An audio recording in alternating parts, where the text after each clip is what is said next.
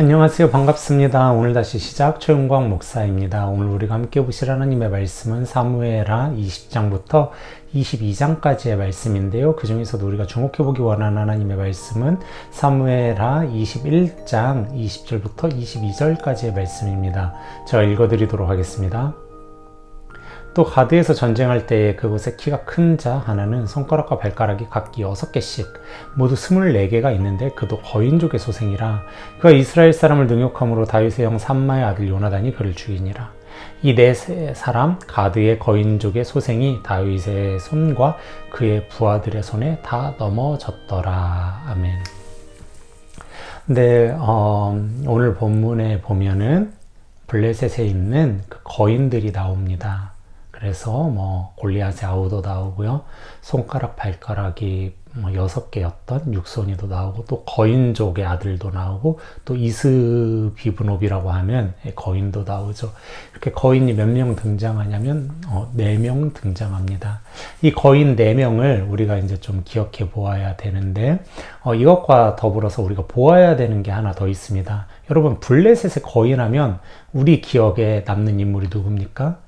예, 방금 그 본문에 소개된 골리앗의 동생, 거인족, 이스비브노b, 육손이, 이런 사람들은 사실 생각이 잘 안 납니다. 제일 많이 생각나는 사람이 누구예요?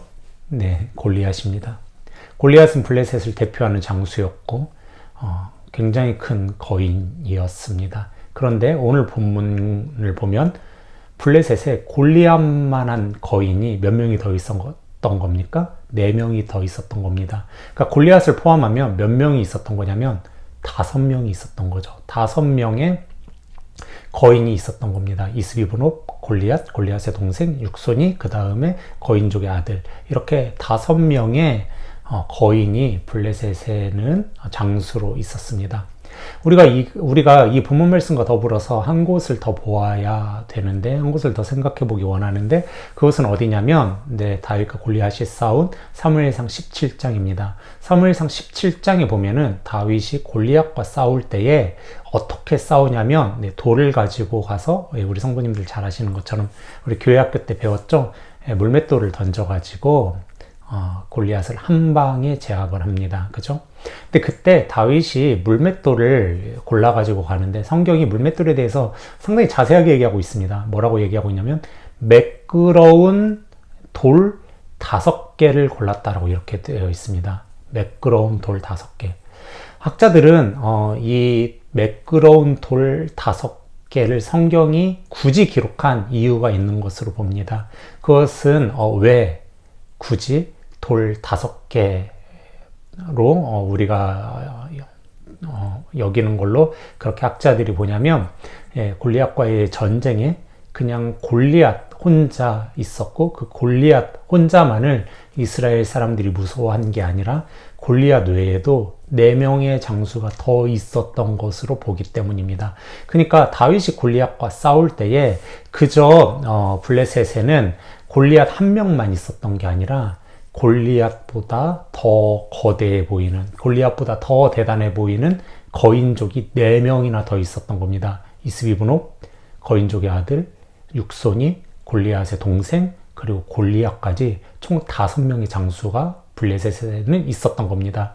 그들을 향해서 이스라엘은 큰 공포를 느꼈고 큰 두려움에 빠졌습니다. 그리고 이들 중에 블레셋의 가장 우두머리 장수인 골리앗을 다윗이 이제 제압하는 장면이 사무엘상 17장의 장면이고, 또 오늘 본문인 사무엘하 21장에는 나머지 4명의 장수도 다 제압한 것을 우리가 볼 수가 있는데요. 재미있는 것은 다윗이 이 5명의 장수를 물리치기 위해 돌 5개를 가지고 갔다라는 사실이 굉장히 흥미롭습니다. 여러분, 5명의 장수를 물리치는데 돌 5개를 갖고 갔다는 얘기는 무슨 얘기겠어요? 돌 하나에 한 사람씩 물리치겠다라는 다윗의 어떤 뜻을, 다윗의 의지를 볼 수가 있는 거죠. 실제로 다윗은 골리앗을 물리칠 때도 한 방에 제압을 했습니다. 그냥 돌멩이 하나 가지고 한 큐에 죽였어요. 저격수죠. 이 정도면 거의 엄청난 실력자라고 볼 수가 있는데, 근데 이것을 가리켜서, 이 본문을 가리켜서 뭐 어떤 목사님들께서는 다윗이 연습을 굉장히 많이 했기 때문에 실력이 있어서 이렇게 한 거다라고 말씀을 하시기도 하는데, 물론 뭐 그 말도 맞습니다만, 저는 보다 또 성경에 이제 주목해 보기를 원합니다. 성경에 보면은 다윗이 누구의 이름으로 나아가냐면 여호와의 이름으로 나아갑니다. 그리고 블레셋은 누구의 이름으로 다윗을 저주하냐면 블레셋 신들의 이름으로 다윗을 저주합니다. 그러니까 블레셋과 다윗의 전쟁, 블레셋과 이스라엘의 전쟁은 그냥 전쟁이 아니라 영적 전쟁이고요. 신들의 전쟁인 겁니다. 여호와의 이름이 높은지 블레셋의 신들의 이름이 높은지 그것을 가리는 전쟁이었던 겁니다. 그런데 그 전쟁에서 여호와의 이름이 짓밟히고 있는데도 아무도 나가지 않았는데 다윗이 나간 겁니다. 그리고 다윗이 단 돌멩이 5개를 가지고 그곳에 있는 산처럼 커다란 장수 거인 5명을 한 방에 하나씩 물리칠 수 있을 거라는 담대한 마음을 가지고 나아간 겁니다. 이게 어떻게 가능했을까요? 네, 다윗이 이 전쟁이 여호와의 이름으로 하는 전쟁인 걸 알았기 때문입니다. 그래서 다윗이 뭐라고 얘기합니까? 여호와의 이름으로 나아간다라고 이렇게 이야기를 하고 있습니다. 여호와가 함께 하시니까, 여호와의 이름으로 하는 전쟁이니까 그만큼 담대함이 있었고 그만큼 믿음이 있었던 겁니다. 그래서 여호와가 함께 하시는 전쟁에 패배는 없다. 여호와와 함께 하시는 전쟁은 승리뿐이다 하는 담대한 마음을 가지고 그 산처럼 커다란 장수, 이스라엘 사람들은 두려워서 쳐다보지도 못하는 그 5명의 장수를 한 방에 돌 하나씩 해서 쓰러뜨리려고 돌 5개를 가지고 간 게 다윗의 엄청난 믿음임을 우리가 이제 알 수가 있는 거죠.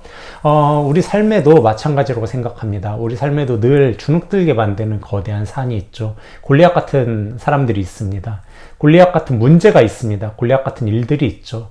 그래서 뭐 골리앗 넘어가면 그 다음 골리앗 동생 나오고, 골리앗 동생 넘어가면 거인족 나오고, 그 다음 육손이 나오고, 이스보이브놈 나오고, 늘 그렇게 우리 주위에는 산 같은 거대함들이 깔려 있는 겁니다. 그때 우리가 해야 되는 것은 무엇이냐면, 다윗이 여호와의 이름으로 담대함을 가지고 여호와가 함께 하시면 난 한 방에 쓰러뜨릴 수 있어, 이런 담대함을 가지고 나아갔듯 우리 역시도 그런 담대함을 가지고 그 문제들을 다루어야 할 줄로 압니다. 왜냐하면 우리는 여호와의 이름으로 살아가는 자들이기 때문입니다.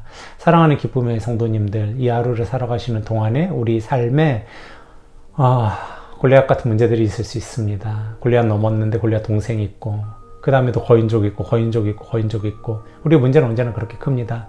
근데 다윗이 딱 돌멩이 5개를 가지고 여호와가 함께 하시면 난 한 방에 물리칠 수 있어, 이런 믿음으로 나아갔듯이 우리 역시도 우리를 쫄게 만드는 여러 가지 문제에 담대함을 가지고 나아갔으면 좋겠습니다. 왜냐하면 우리는 하나님의 이름으로 나아가는 자들이기 때문입니다. 이 하루 살아가시는 동안에 여호와로 인하여 담대함을 얻고 여호와로 인하여 믿음이 충만한 우리 성도님들 되시기를, 또한 제가 되기를 주님의 이름으로 축복합니다. 감사합니다.